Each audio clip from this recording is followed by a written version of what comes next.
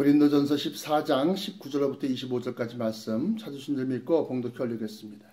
그러나 교회에서 내가 남을 가르치기 위하여 깨달은 마음으로 5마디 말을 하는 것이 1만 마디 방언으로 말하는 것보다 나으니라. 형제들아, 지혜에는 아이가 되지 말고 악에는 어린아이가 되라. 지혜에 장성한 사람이 되라. 율법에 기록된 바 주께서 가라사대 내가 다른 방언하는 자와 다른 입술로 이 백성에게 말할지라도 저희가 오히려 듣지 아니하리라 하였으니, 그러므로 방언은 믿는 자들을 위하지 않고 믿지 아니하는 자들을 위하는 표적이나, 예언은 믿지 아니하는 자들을 위하지 않고 믿는 자들을 위함이니, 그러므로 온 교회가 함께 모여 다 방언으로 말하면 무식한 자들이나 믿지 아니하는 자들이 들어와서 너희를 미쳤다 하지 아니하겠느냐. 그러나 다 예언을 하면 믿지 아니하는 자들이나 무식한 자들이 들어와서 모든 사람에게 책망을 들으며 모든 사람에게 판단을 받고 그 마음의 숨은 일이 드러나게 되므로 엎드려 하나님께 경배하며 하나님이 참으로 너희 가운데 계시다 전파하리라. 아멘. 주신 말씀에서 기도합니다. 감사, 찬송, 영광받아 주옵소서. 오늘 허락하신 말씀 속에 성령의 은사를 올바로 쓰는 것에 대하여 아버지 하나님, 우리가 가르침을 받고자 하오니 이 말씀 속에 감추인 진리로 영의 양식을 삼게 하시고 마지막 때에 성령 받은 사람들이 아버지 성령의 은사를 아버지 하나님 기뻐하시는 데에 쓸 수 있도록 주여 가르침을 허락하여 주옵소서. 사랑하는 성도들 어느 곳에 있든지 저들을 붙들어 지켜 보호하여 주옵시고 이 말씀과 이 진리가 저들에게도 전파되어지기를 원하옵고 오늘 하루도 온전히 하나님께 바치오며 모든 영광을 아버지 하나님께 돌리옵나이다. 아버지여, 오늘 이 말씀 속에 깨달음을 허락하시고 성령 충만으로 인도하사 아버지 하나님 마음판에 새기게 하여 주옵소서. 나사렛 예수 그리스도 이름으로 간절하게 기도합나이다. 아멘. 오늘 성경 말씀은 이제 하나님의 은사 가운데서 어떤 은사를 어떻게 써야 되느냐에 대해서 잠깐 언급하고자 합니다. 먼저 고린도전서 12장 4절로부터 11절까지 말씀이 은사절이라고 그러는데 성령의 9가지 은사에 대해서 기록하고 있습니다. 이 은사는 말 그대로 은혜의 선물이지만 이 은혜의 선물은 하나님의 영광을 나타내고 하나님의 일을 하기 위하여 우리에게 주신 바 된 그러한 능력입니다. 그래서 여기 보시면 4절에 고린도전서 12장 4절로부터 11절까지 은사는 여러 가지지만 성령은 같고 직임은 여러 가지지만 주는 같으며 또 역사는 여러 가지나 모든 것을 모든 사람 가운데서 역사하시는 하나님은 같으니 각 사람에게 성령의 나타남을 주심은 유익하게 하려 하십니다. 어떤 이에게는 성령으로 말미암아 지혜의 말씀을, 어떤 이에게는 같은 성령을 따라 지식의 말씀을, 다른 이에게는 다른 성령, 같은 성령으로 믿음을, 어떤 이에게는 한 성령으로 병 고치는 은사를, 어떤 이에게는 능력 행함을, 어떤 이에게는 예언함을, 어떤 이에게는 영들 분별함을, 다른 이에게는 각종 방언 말함을, 어떤 이에게는 방언들 통역함을 주시나니 이 모든 일은 한 성령이 행하사 그 뜻대로 각 사람에게 나누어 주시느니라. 그렇게 돼 있어요. 그래서 이 은사를 가지고서 하나님께 영광을 나타내며 또 하나님의 일을 하는 데 있어서 유익하게 하려고 하는데 우리가 흔히들 이제 방언들을 말하죠. 방언은 자기 개인의 소망을 우리 안에 있는 성령께서 하나님께 직구하는 그러한 방언 기도가 있습니다. 뿐만 아니라 우리 영이 생각지 못한, 우리 육체가 생각지 못한 것, 그래서 앞으로 일어날 것에 대해서 미리 하나님께 구하는, 나도 모르는 자기 방언 기도를 하는 사람도 그 뜻이 무슨 뜻인지 모르는 그러한 방언 기도가 있다라고 하는 겁니다.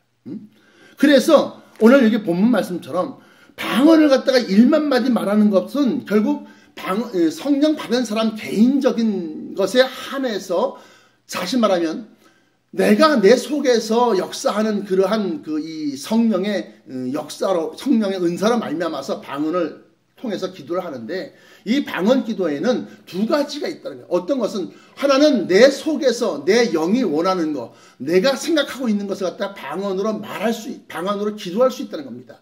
방언이 나옵니다. 그러나 또 한 가지는 나도 모르는 것을 갖다가 내 안에 있는 성령께서 나도 모르게 방언으로 내게 필요한 것들이나 내게 있어서 구할 것들을 갖다가 방언으로 성령께서 나를 위하여 기도를 하시는 겁니다. 그렇기 때문에 오늘 본문 말씀 19절 그러나 교회에서 내가 남을 가르치기 위하여 깨달은 마음으로 5마디 말하는 것이 1만마디 방언으로 말하는 것보다 나으니라 그래요. 이건 무슨 소리냐? 교회라고 하는 것은 여러 사람 회중이 있는 곳에서 기도할 때 1만마디 방언으로 말하는 것보다는 그건 개인적인 한 사람 위한 것이고 그 다음에 깨달은 마음으로 남을 가르치기 위하여 5마디 말하는 것이 더 유익이다라고 하는 겁니다. 더 낫다라고 하는 겁니다.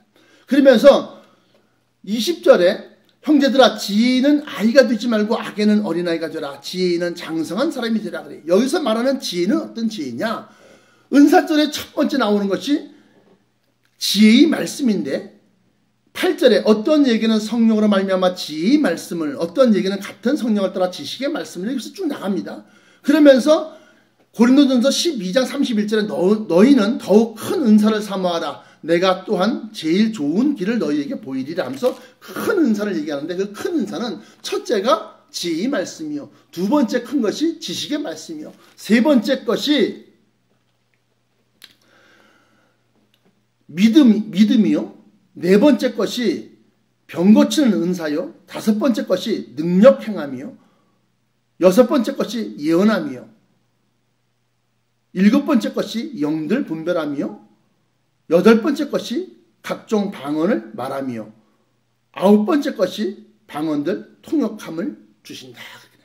그래서 가장 큰 은사 가운데서 이 깨달은 마음으로 라고 하는 것은 지혜의 말씀을 의미하는데 그래서 바로 그 다음 절에 지혜는 아이가 되지 말고 악에는 어린아이가 되라 그러면서 지혜에 장성한 사람이 되라 그래요. 그러면서 이 지혜에 대해서 깨달은 마음으로 그래요. 깨달은 마음으로. 무엇을 깨달았느냐? 성령 하나님께서 우리에게 지혜의 말씀을 주시사 성경을 읽는데 성경 읽는 가운데서 문자적으로 해석할 수 없는 것들이 있습니다. 그건 베드로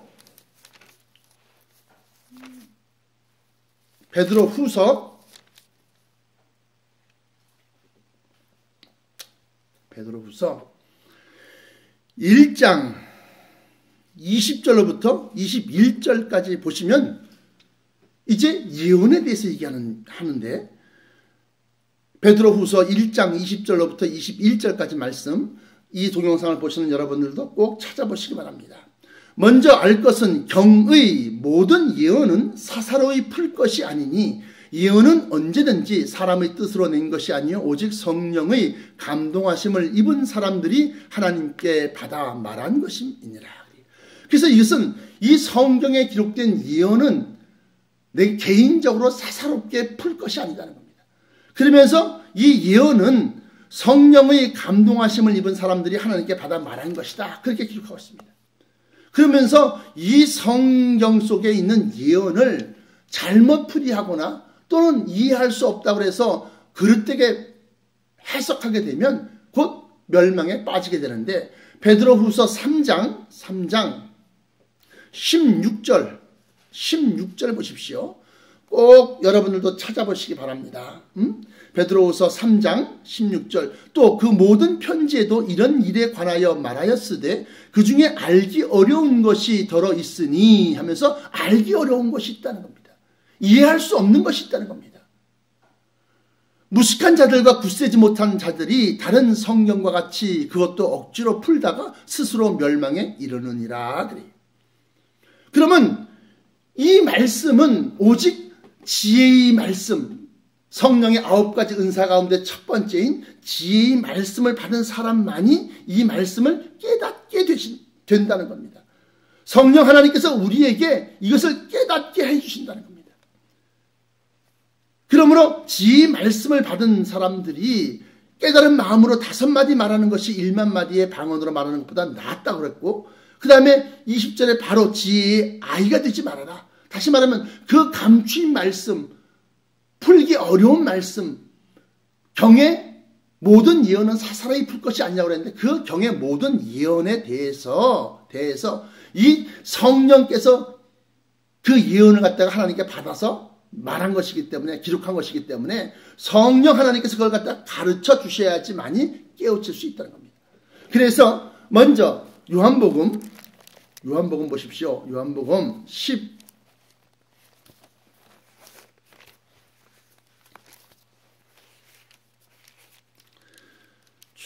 14장에 보시면 성령께서 우리에게 임하시는데 그 임하신 것이 우리 속에서 어떠한 역할을 하려고 우리에게 임하시느냐, 우리 속에 계시느냐 하면 요한복음 14장 26절에 보혜사 곧 아버지께서 내 이름으로 보내실 성령, 그가 너희에게 모든 것을 가르치시고 내가 너희에게 말한 모든 것을 생각나게 하시리라 하면서 가르쳐 주신다는 겁니다. 뭐를?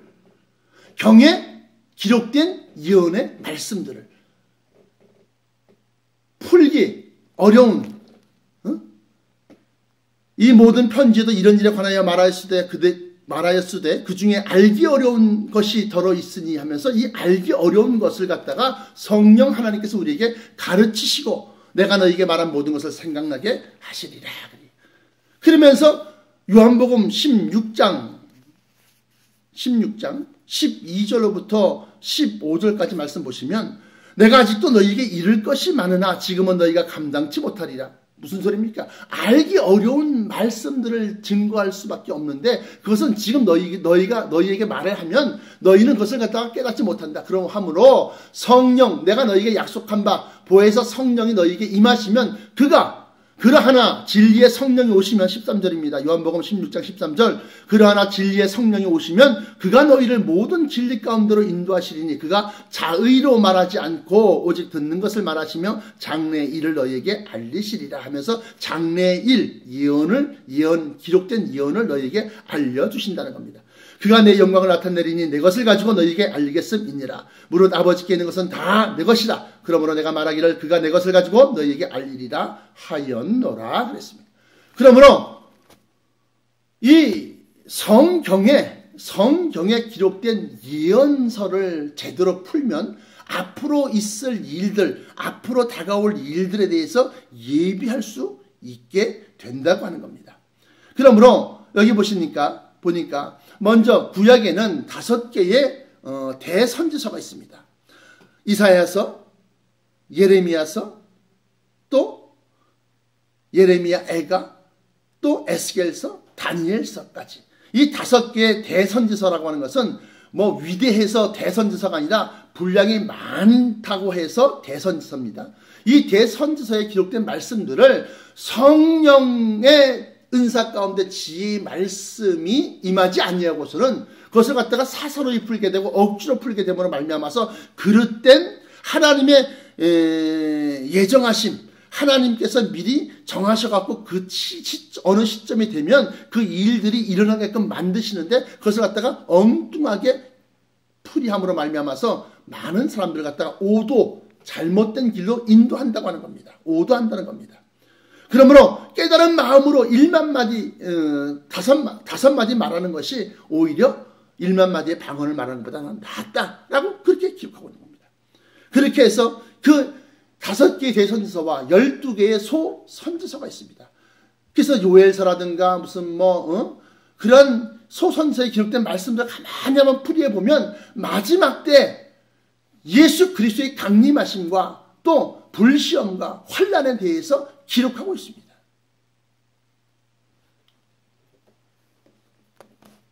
그러므로 그 예언을 성경에 기록된 예언을 얘기하는 겁니다. 그 예언을 잘 풀이해서 앞으로 있을 일들에 대해서 예비하고 대비하는 자가 되어야 한다는 겁니다. 그래서 본문 말씀으로 돌아가서 고린도전서 14장 21절에 율법에 기록된 바 주께서 가라사대 내가 다른 방언 하는 자와 다른 입술로 이 백성에게 말할지라도 저희가 오히려 듣지 아니하리라 하였으니, 다시 말하면 방언으로 말하고 방언으로 기도하는 것에 대해서 다른 사람들이 그것을 갖다가 따라가지 않는다라고 하는 거예요.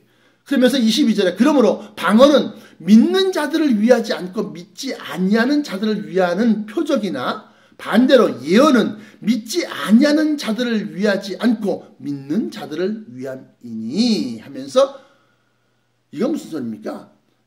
믿지 아니하는 자를 위하는 것은 뭐냐? 그들로 하여금 인문 하나님의 신기한 일을 하는구나 이렇게 받아들이지 표적으로서는 되는데 구체적으로 앞으로 어떠한 일들이 어떠한 사건과 어떠한 큰 재난과 어떠한 환난과 어떠한 시험이 있을지를 갖다 미리 얘기하고 예언하는 것은 그것은 믿음을 가지고 있는 사람들을 위한 그러한 것이다라고 합니다.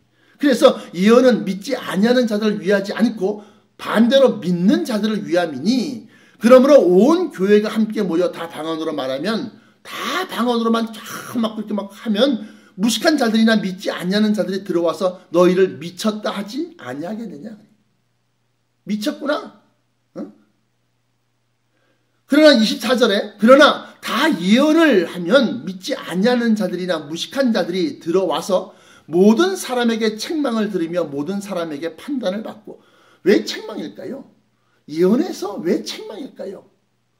왜냐하면 앞으로 있을 그런 환난과 재난과 그 불시험 속에서 먼저 우리의 그릇된 것을 갖다 고쳐지지 아니하면 거기에서 다 걸려 넘어지는 겁니다. 불타 자기가 갖고 있는 그 믿음 자체가 다 사그라드는 겁니다. 불타서 없어지는 겁니다.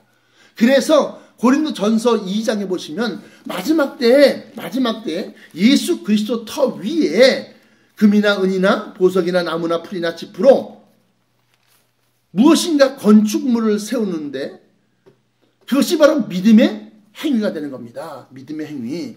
그래서 고린도전서 3장 12절에 만일 누구든지 금이나 은이나 보석이나 나무나 풀이나 짚으로 이 터 위에 세우면 각각 공력이 나타나는 터인데 그날이 공력을 밝히리니 그날이라고 하는 것은 크고 두려운 여호와의 날.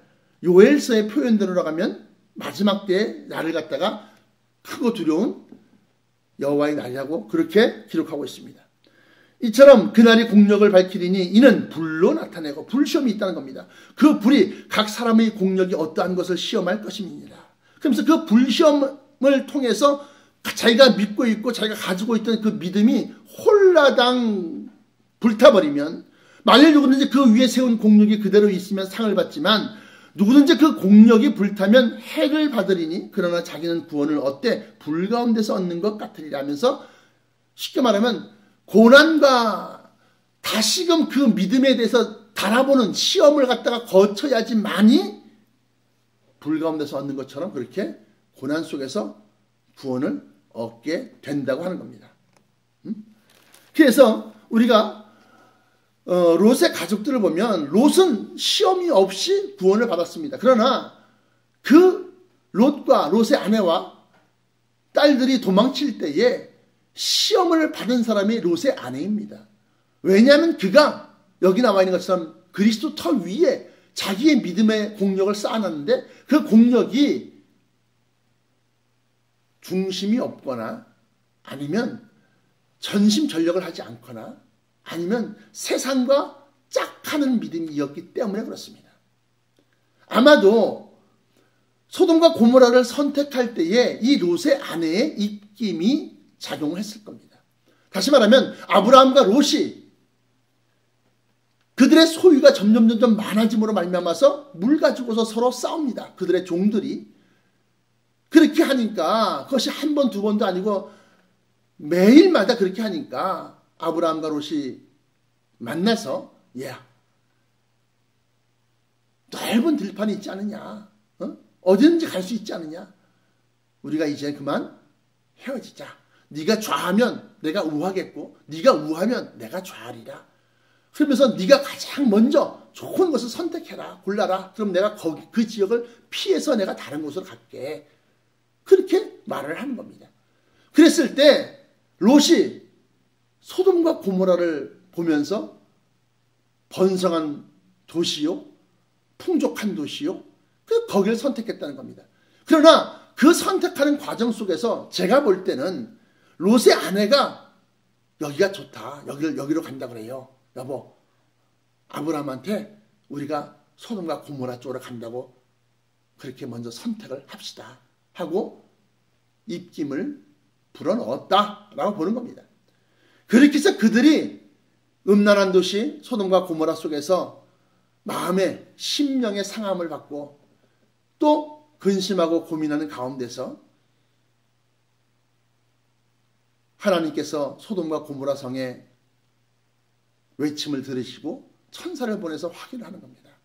그리고 난 다음에 그 도시가 과연 정말로 내가 들은 대로 폐악한 도시요 또 음란한 도시임을 갖다가 확인을 하고 그리고 난 다음에 거기를 갖다가 불로 멸망시키게 되는 겁니다. 그랬을 때에 롯의 아내는 그 믿음이 천사들로 말미암아서 그 가족 롯의 가족 전체가 다 산으로 도망을 가라고 피난을 가라고 그렇게 경고하심을 받아서 피난길에 오릅니다. 아직 불이 떨어지지도 아니하였지만 어쨌든 간에 그들이 그 집안 식구들이 모여서 피난을 갑니다. 가는데 왜 하필이면 롯의 아내의 금비녀가 떨어졌겠네. 그것은 롯의 아내의 믿음이 세상과 짝하는 믿음이었다라고 하는 것을 갖다 우리가 추론할 수 있다는 겁니다. 추론할 수 있다. 그래서 야고보서에 보시면 야고보서 4장입니다. 야고보서 4장 이렇게 기록하고 있습니다. 3절로부터 보시면 구하여도 받지 못하면 정력으로 쓰려고 잘못 구함이니라. 어떤 걸 정력으로 쓴다고 얘기할 수 있을까요? 자기를 드러내고 남한테 자기를 갖다가 나타내기 위해서 다른 사람들로부터 부러움을 사기 위해서 그렇게 쓰임받는 물질을 구하는 것은 잘못 구한다는 거예요. 구하여도 받지 못하면 정력으로 쓰려고 잘못 구함이니라. 그러면서 가늠하는 여자들이여 세상과 벗이 된 것이 하나님의 원수임을 알지 못하느뇨. 그런즉 누구든지 세상과 벗이 되고자 하는 자는 스스로 하나님과 원수되게 하는 것이니라. 그러면서 가늠하는 여자들이 무슨 신랑 이외에 다른 남자나 다른 애인을 두는 그런 가늠도 있겠지만 신앙적인 가늠은 세상 것을 탐하면서 세상에 좋은 것, 세상에 아름다운 것, 세상에 아주 찬란한 것들을 갖다가 탐하면서 동시에 하나님 그것을 구하면 그 하나님이 그것을 갖다 들어주시겠느냐라고 하는 겁니다. 그러므로 5절부터 그 이하까지 야고보서 4장 5절부터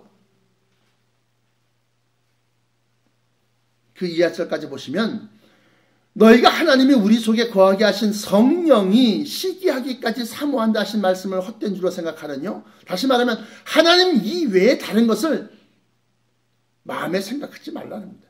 그러나 더욱 큰 은혜를 주시나니 그러므로 일렀을 때 하나님이 교만한 자를 물리치시고 겸손한 자에게 은혜를 주신다 하였느니라.